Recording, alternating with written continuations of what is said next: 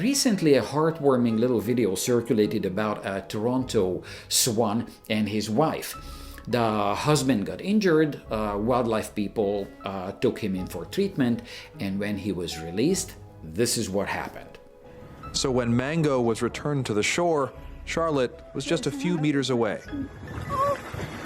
After a few cautious seconds, emotion took over.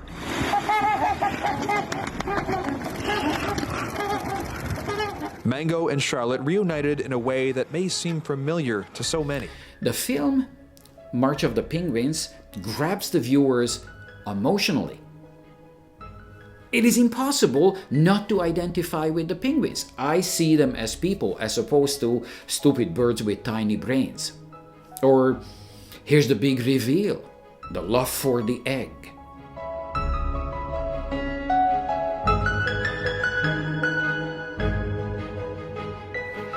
We loved our daughters even before they were born. Our entire family anticipated the miracle.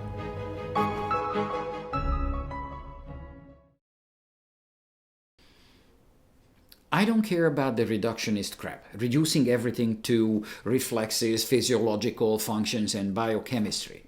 Even if I precisely knew the underlying mechanisms at play, down to the molecular level, I would still say that the swans and the penguins love each other.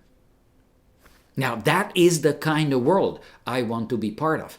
I don't want some know-it-all scientist to reduce my love for my family to hormonal urges and learned behavior. Yes, it is important to know how the world works, down to the finest detail. But reductionism leads to losing sight of the big picture.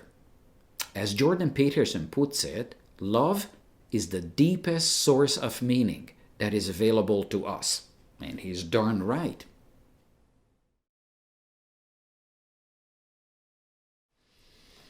I come from a large family of affectionate people where the norm is you fall in love, settle in a committed relationship, raise kids, live your life passionately, and care for each other as you grow old. As a young man, for me, this was the model to follow, and this is exactly what I pursued. My mission was to find my true love, a girl who is a friend, a soulmate, and a lover. No compromises. The cultural heritage of the world, stories, poems, novels, films, confirmed that this was the right path to follow. My absolutist attitude and drive to find the biggest treasure in life was idealistic and romantic. I'm proud of it.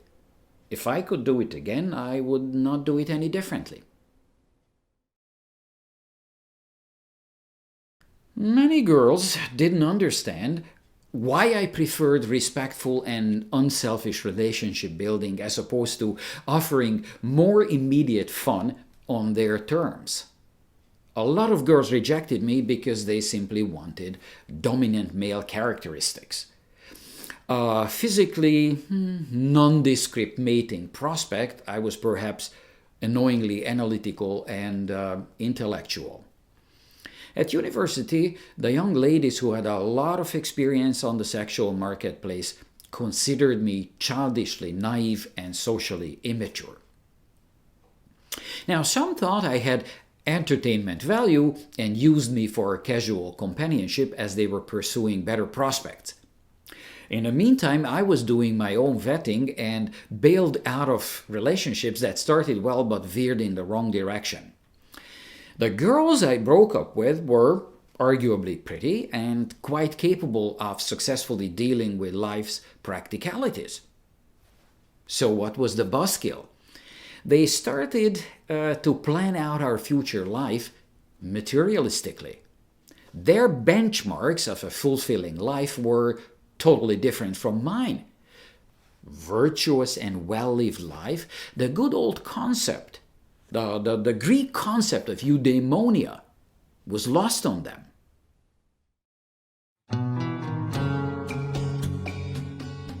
When I met Mama, My first impression was that she's open, spontaneous, and enthusiastic, as opposed to girls who would immediately calculate my sexual marketplace value, compare it against theirs, and then coming up with the right strategy to deal with me. When Papa hit on me, it was obvious that he did not present a false front. He wasn't following a dating script. We had so much fun together. He entertained me, and I liked it that he didn't put himself first.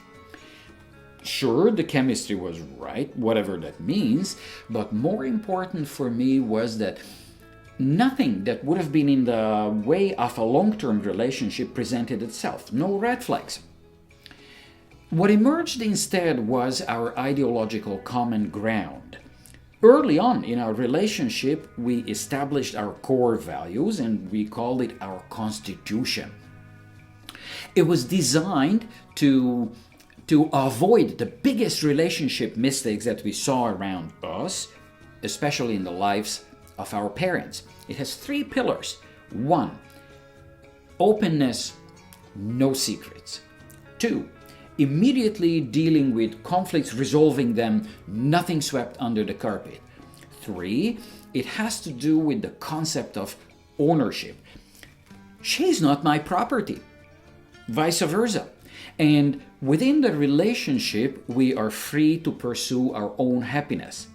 Jealousy is not part of our vocabulary.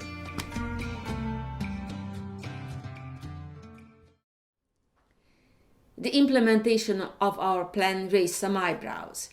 Some women thought that I was naive to share everything with my husband. We got plenty of good advice, like don't argue, just say, yes, dear. We don't believe in that. Some women were shocked that I allow my husband to look at other women. So how about when you were hanging out with the boys in the band after your gigs? Now, let's make it clear. We're not describing an open marriage here, whatever that means. Our freedom is based on 100% trust. We were put to the test many times, but our constitution served us well.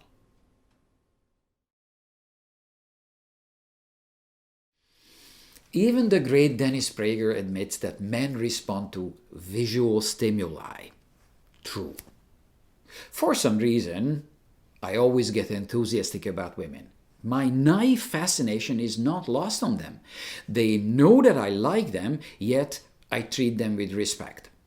They know that I'm not going to say anything stupid and they're safe. For many of them, I bet it feels good that they are complimented for a change. I get energized by their rewards, beautiful smiles, friendly faces everywhere. It matters to me that women recognize me as a good guy. Now, I adore girls who I don't even know in person, but they stand out and make an impression on me. For example, I follow the climbing scene a bit, and the girls are amazing and inspiring. Here's just one example, Natalia Grossman. What is there not to love about that one? She falls from a boulder multiple times and tries it again and again. I am fairly certain that's never been done in a World It Cup. sounds incredibly dangerous, so maybe not. Oh, Natalia, though, takes the big fall. When she wins elegantly, it doesn't get to her head. She's humble. When she focuses hard, she sticks her tongue out, like my father. It's cute.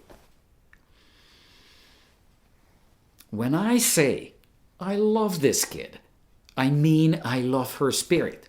I imagine her as a daughter and don't have any dirty thoughts about her.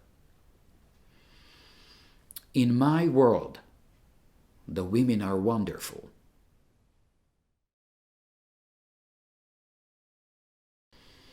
Increasingly, I'm repulsed by sexual displays that unstoppably come my way. Tons of girls and women advertise themselves as available goods. Self-commodification gives them a uniform appearance, the makeup, the accessories, the obligatory mannerisms, gestures, conveying a sense of innocence, overemphasizing certain body parts. I'm not interested in the object world. There are sad reasons why so many girls and women sink this low. I've seen the confusion in them firsthand. The consequences of women short-selling themselves are devastating even for men. The endless availability of porn and objectified women for short-term self-gratification causes men to rot. As Jordan Peterson puts it, it's the gateway to psychopathy. Now, I'm not a psychologist. I don't need to use big words, but I can say with conviction, those guys who are hooked on porn and sleep around are going to end up lonely and bitter. Are we teaching our kids the fundamental values in life? What's good and fulfilling? Life that's worthy of a human being.